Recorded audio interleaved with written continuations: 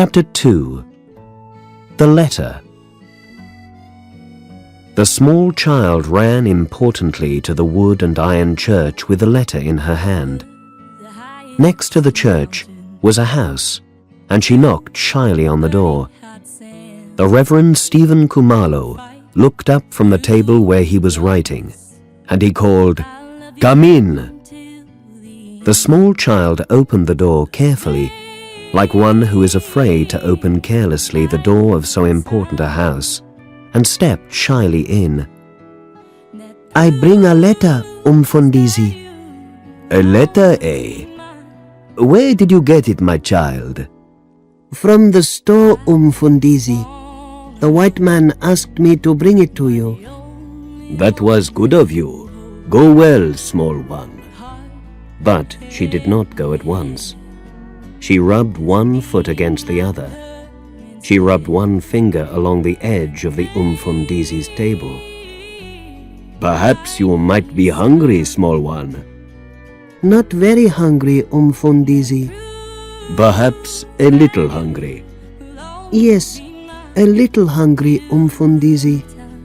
"Go to the mother then. Perhaps she has some food." "I thank you, Mfundisi." She walked delicately, as though her feet might do harm in so great a house with tables and chairs, and a clock, and a plant in a pot, and many books, more even than the books at the school. Kumalo looked at his letter. It was dirty. It had been in many hands, no doubt. It came from Johannesburg. Now there in Johannesburg were many of his own people. His brother John, who was a carpenter, had gone there and had a business of his own. His sister Gertrude, 25 years younger than he, and the child of his parents' old age, had gone there with her small son to look for the husband who had never come back from the mines. His only child, Absalom, had gone there to look for his aunt Gertrude, and he had never returned. And indeed, many other relatives were there, though none so near as these. It was hard to say from whom this letter came, for it was so long since any of these had written that one did not well remember their writing. He turned the letter over, but there was nothing to show from whom it came. He was unwilling to open it, for once such a thing is opened, it cannot be shut again. He called to his wife, "Has the child gone?" "She is eating, Stephen." "Let her eat then.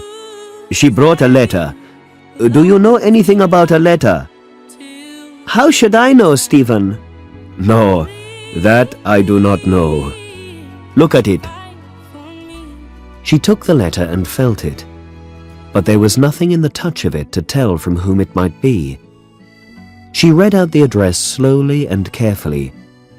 "Reverend Stephen Kumalo, St. Mark's Church, Ndotsheni, Natal."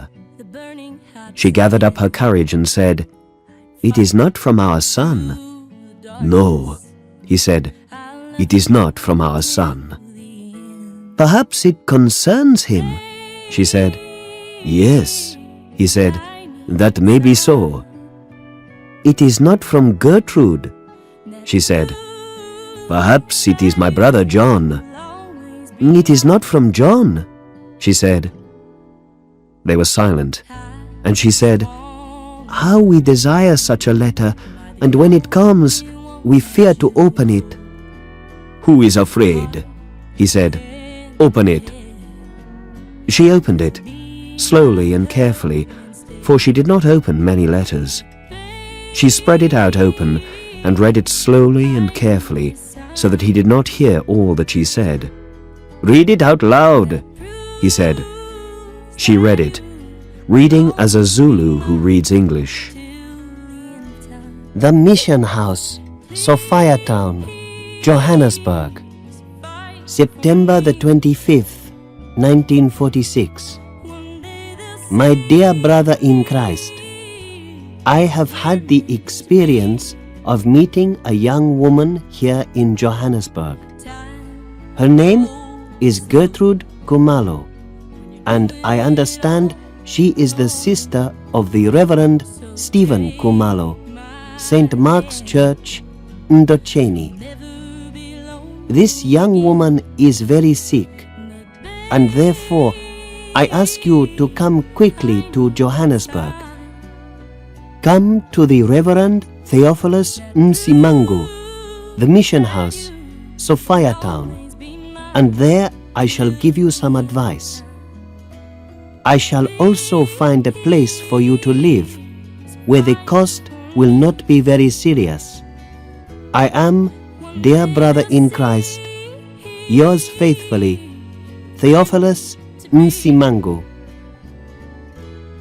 They were both silent, till at long last she spoke. Well, my husband. Yes, what is it? This letter, Stephen. You have heard it now. Yes, I have heard it. It is not an easy letter. It is not an easy letter. What will you do? Has the child eaten? She went to the kitchen and came back with the child. Have you eaten, my child? Yes, Umfundisi.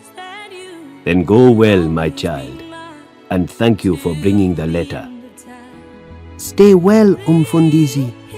Stay well, mother. Go well, my child. So the child went delicately to the door and shut it behind her gently, letting the handle turn slowly, like one who fears to let it turn fast. When the child had gone, she asked, What will you do, Stephen? About what, my wife? She said patiently to him, About this letter, Stephen. He thought for a moment.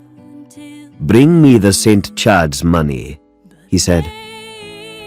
She went out and came back with a tin of the kind in which they sell coffee, and this she gave to him.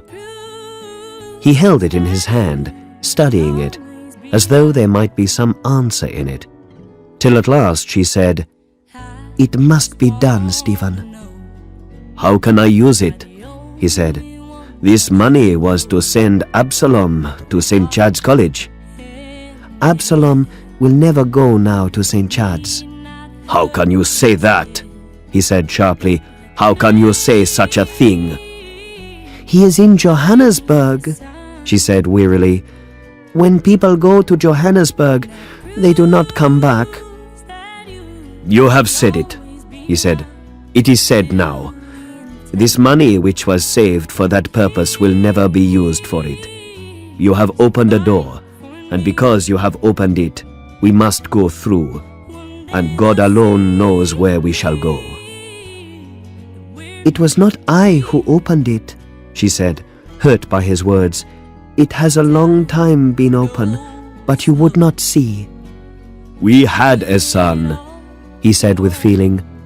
Zulus have many children, but we had only one son. He went to Johannesburg, and as you said, when people go to Johannesburg, they do not come back. They do not go to St. Chad's to learn that knowledge without which no black man can live. They go to Johannesburg, and there they are lost, and no one hears of them at all. And this money... You are hurting yourself, she said. Hurting myself? Hurting myself? I do not hurt myself. It is they who are hurting me. My own son, my own sister, my own brother. They go away and they do not write any more. Perhaps it does not seem to them that we suffer. Perhaps they do not care. His voice rose into loud and angry words, till she cried out at him, You are hurting me also. He came to himself and said to her quietly, That I may not do. He held out the tin to her. Open it, he said. With shaking hands, she took the tin and opened it. She emptied it out over the table, some old and dirty notes, and a flood of small change. She counted it slowly. £12, 5 shillings, and 7 pence. I shall take, he said, 8 pounds and the shillings and pence. Take it all, Stephen. There may be doctors, hospitals, other troubles. Take it all. And take the post office book. There is 10 pounds in it. You must take that also. I have been saving that for your oven, he said. That cannot be helped, she said. And that other money, though we saved it for St. Chad's, I had meant it for your new black clothes, and a new black hat, and new white collars. That cannot be helped either. Let me see. I shall go. Tomorrow, she said, from Carisbrook. He rose heavily to his feet and went and stood before her. I am sorry I hurt you, he said. I shall go and pray in the church. He went out of the door, and she watched him through the little window, walking slowly to the door of the church. Then she sat down at his table and put her head on it and was silent, with the patient suffering of black women, with the suffering of working animals, with the suffering of any that are mute. All roads lead to Johannesburg. Through the long nights the trains pass to Johannesburg. The lights of the moving coach fall on the grass and the stones of a country that sleeps. Happy the eyes that can close.